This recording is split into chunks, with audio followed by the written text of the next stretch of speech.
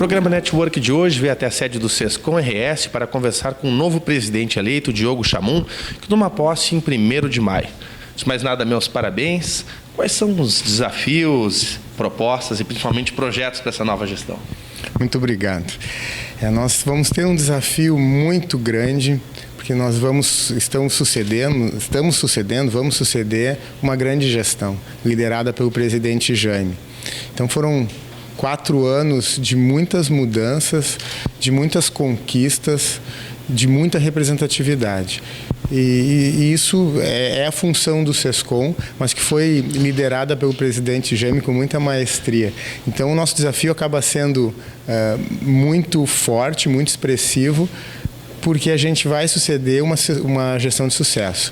Além disso, nós temos também o respaldo dos associados, que mesmo sendo uma chapa única, sem concorrência, nos prestigiaram, e 95% dos associados credenciados a votar vieram aqui e nos prestigiaram com seu voto. Depositaram na gente, em mim e na minha diretoria próxima, a confiança para a gente desenvolver um belo trabalho.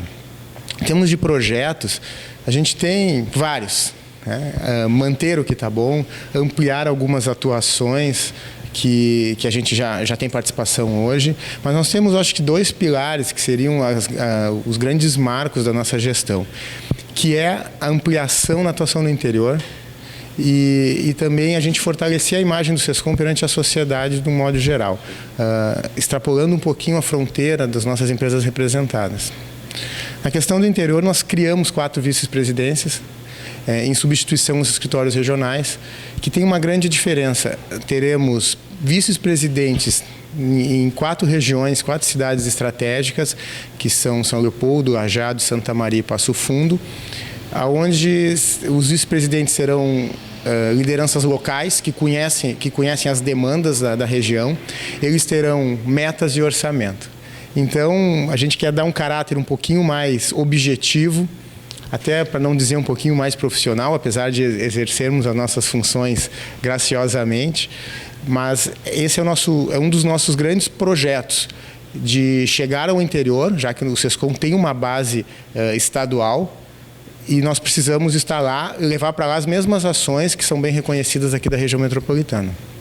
O segundo pilar, a gente diz que é ser reconhecido pela sociedade. Então, nós vamos investir em pesquisas, em análises, para nós termos posicionamentos em relação à parte tributária, à parte de aplicação de verbas públicas. E aí nós queremos ser reconhecidos como uma fonte de informação, onde sempre que o assunto vier à tona, o Sescom seja lembrado e a gente venha a ajudar a sociedade a entender e se posicionar perante esses assuntos de interesse, né? Chamum, quando fala em fonte de informação, é necessário a gente ressaltar que um dos grandes entraves, né, é a burocracia no Brasil, mas mais ainda a questão da legislação, que é muito variável. Então, justamente o serviço que vocês prestam é essencial, porque para qualquer empresário, não interessa o porte dele, é difícil lidar com isso, né?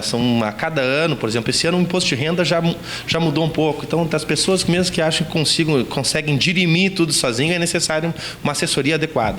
Não há dúvida quanto a isso. O Brasil, ele tem um sistema tributário reconhecido no mundo, como expoente. E isso não é de graça, porque para nós cumprirmos essa malha tributária, existe um dado estatístico no Brasil hoje que, em média, as empresas gastam 2.600 horas por ano somente para cumprir obrigações fiscais. Isso representa uma pessoa. Claro, uma média entre empresas grandes e empresas pequenas. E para cumprir isso tem que ter muita informação, tem que estar preparado. E essa é uma das funções do contador. É bem verdade que o contador hoje está muito vinculado a essa questão tributária, mas a atuação da empresa contábil, que a nossa casa aqui representa, vai muito além disso. A gente tem que ser reconhecido como uma ferramenta de gestão.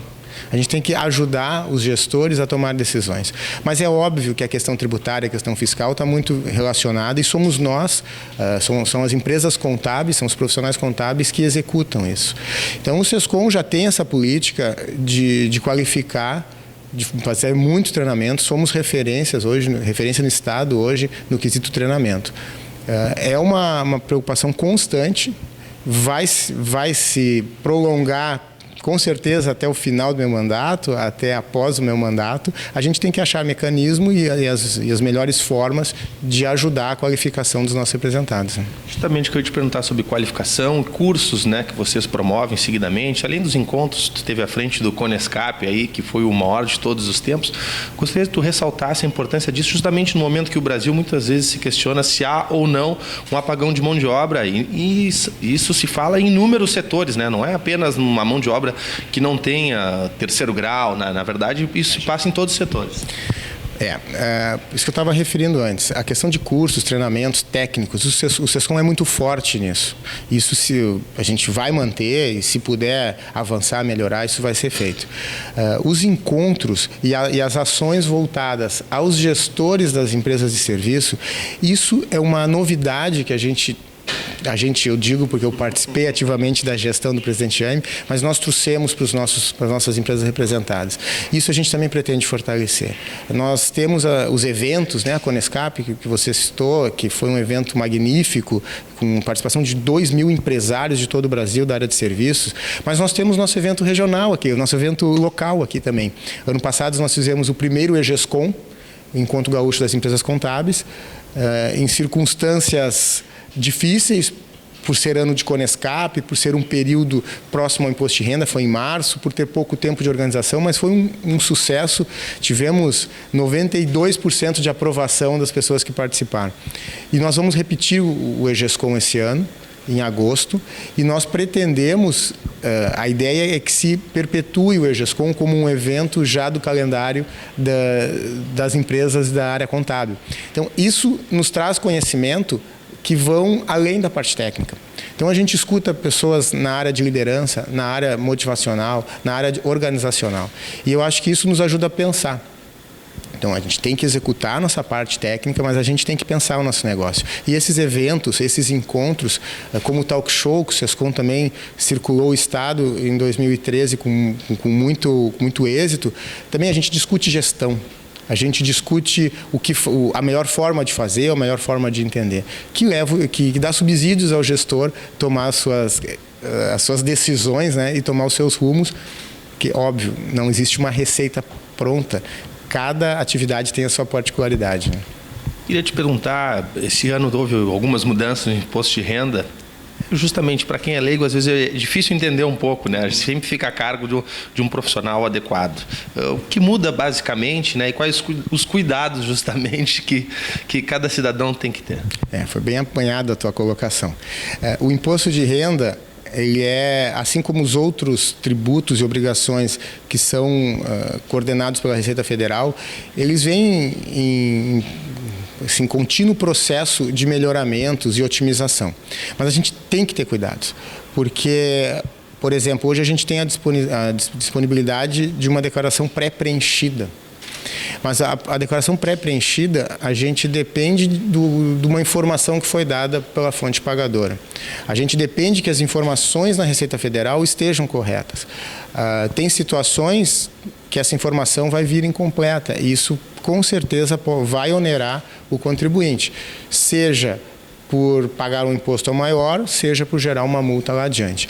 Então, eu acho que essa é aquele legítimo caso que ter assessoria vai trazer um benefício sempre, porque vai ter a interpretação, vai ter o cuidado. As pessoas que estão acostumadas a lidar com isso já sabem os caminhos, aonde moram os perigos. Então, assim, eu acho que a Receita está fazendo um movimento interessante de simplificação, mas simplesmente delegar a Receita, prestar contas para nós, me parece um pouco de exagero. Por isso que eu acho que a assessoria de uma empresa habituada a essa tarefa, especializada nessa tarefa, é muito importante para eliminar possíveis erros lá adiante, né?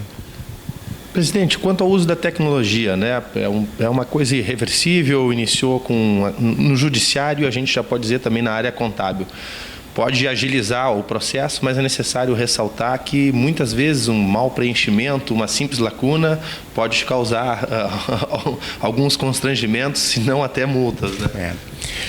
A tecnologia, não há dúvida que ela veio, e a tendência é cada vez aprofundar mais e ter mais recursos, não há dúvida quanto a isso em todos os segmentos. Na área contábil, como em todas as áreas possivelmente, a gente tem a questão pró e contra, né? Porque é óbvio que o jeito, as obrigações que nós temos hoje seriam impossíveis de serem prestadas caso nós não tivéssemos os programas e a tecnologia a nosso favor. Mas, por outro lado, o nosso erro fica exposto também.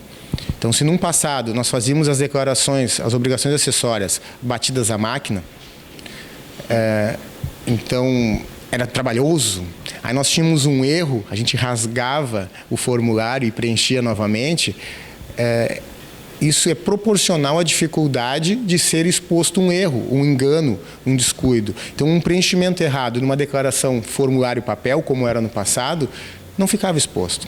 Teria que ser manipulado, teria que ser analisado por uma pessoa, por um fiscal. Hoje, com a evolução da tecnologia, com a evolução do sistema tributário da Receita Federal, um simples clique, um aperto de botão, faz cruzamentos automáticos de boa parte das informações que estão lá, que vêm de várias fontes, mas que já estão se comunicando. Escrutínio é maior. A gente amplia a área de atuação da Receita e a margem de erro, não digo que é zero, mas está se aproximando do zero. Então, se é emitida uma nota fiscal eletrônica, a Secretaria da Fazenda tem a informação antes do comprador, do contribuinte, porque a Secretaria da Fazenda autorizou a nota. Os SPEDs, o E-Social, a escrituração fiscal digital, a escrituração fiscal contábil, são arquivos eletrônicos no padrão da Receita que se comunicam. Então, acho que tem que louvar esse crescimento da tecnologia, mas a gente tem que se qualificar cada vez mais, porque para usar a tecnologia, nós usamos a tecnologia, só que a nossa cobrança, a nossa fiscalização também usa. Então, a gente tem que estar muito bem preparado, é um caminho sem volta, só que isso não vai nos obrigar a estar cada vez mais qualificado e capacitado. 2013 foi um ano singular, principalmente para o Rio Grande do Sul, que teve um crescimento do PIB superior à média nacional, né, de 6,8%. E esse ano que nós estamos vivendo, 2014, é desafiador. Temos eleições, tem a Copa do Mundo, que seremos sede, e tem ainda uma certa instabilidade, ou o pessoal ainda tem uma incógnita com os rumos da economia. A seu ver, quais são as perspectivas para esse ano? É uma incógnita mesmo, porque o ano de 2013, a economia ela realmente foi muito aquecida. E isso se reflete na questão do emprego. Hoje a gente vive, início de 2014, vivemos, assim como 2013, uma situação de pleno emprego. Hoje a gente tem índices de desemprego abaixo de 6%. Isso representa um pleno emprego. Porque esses 6% são pessoas que estão em seguro-desemprego, são estagiários, são situações que não registram como emprego. Até mesmo informais, né? Até mesmo informais. Então, o fato de ter mais vagas do que candidatos, isso é um reflexo da economia aquecida, porque existem vagas, as vagas foram criadas. Eu, sinceramente, não sei se isso vai se protelar para o ano de 2014, porque é evidente que uma economia aquecida traz benefícios para toda a sociedade. Circula o consumo, né? Ao consumo, ao pagamento de impostos. A loja vende, paga lá sua empresa contábil, que paga seu funcionário, que volta para o mercado. Então, há um ciclo virtuoso, salutar. Mas o 2014, eu acho que ainda nós seguimos nessa batida, mas não sei se chegamos ao final do ano ou na virada do ano para 2015 com a economia um pouco menos aquecida. É um sentimento, não é um dado, não é uma informação.